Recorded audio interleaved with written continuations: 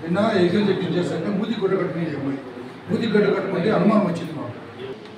ఆయన ఇష్ట ప్రకారం ఆయన ఏం చెప్తే దాని ప్రకారం నడుచుకుంటారు. ఆయన పెళ్ళి అయిపోయింది, ఇంకా భర్త పడిపోతుంటే పంపించేయడం, అంతేగాని ఇంకా లీగల్గా చట్టం ఏం చెప్తారు. సరేనా? చిత్తూరు జిల్లాలో ఓ ప్రేమ జట్టుకు పోలీసులు దగ్గరుండి పెళ్లి చేశారు. పోలీస్ స్టేషన్కు తీసుకెళ్లి మరీ ఇద్దరిని ఒకటి చేశారు.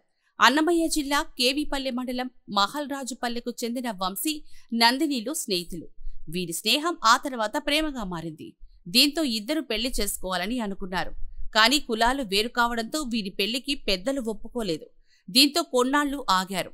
కానీ ఎంతకు వారి వైపు నుంచి స్పందన లేకపోవడంతో ఇంట్లో తెలియకుండా ఇటీవలే తిరుపతికి వెళ్లి మరీ పెళ్లి చేసుకున్నారు.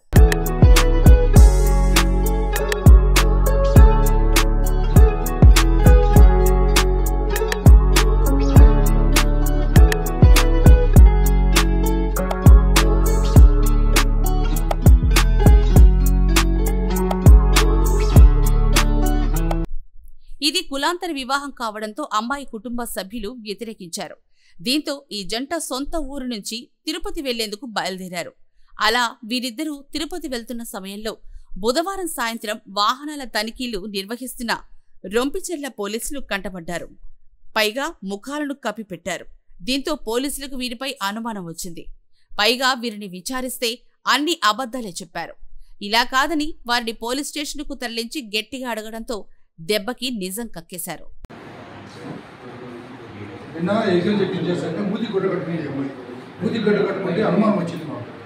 అమ్మాయి మూతి గొడ్డ తీయమంటే తీసిన తర్వాత అబద్ధం చెప్పారు. ఇది నడితే ఇతను అబద్ధం చెప్పారు. అప్పుడు మాకు అనుమానం వచ్చి విచారిస్తే ఈ అమ్మాయి నెంబర్ ఇచ్చింది, ఆ నెంబర్ పోలే. ఈడు ఇతని నెంబర్ ఇచ్చింది, ఆ నెంబర్ పోలే.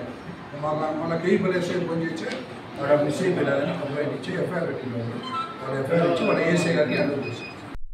ఆ వెంటనే వంశీ, నందినీలు తమకు రక్షణ కల్పించాలని స్థానిక సీఐ సూర్యనారాయణ, ఎస్ఐ సుబ్బారెడ్డిని వేడుకున్నారు.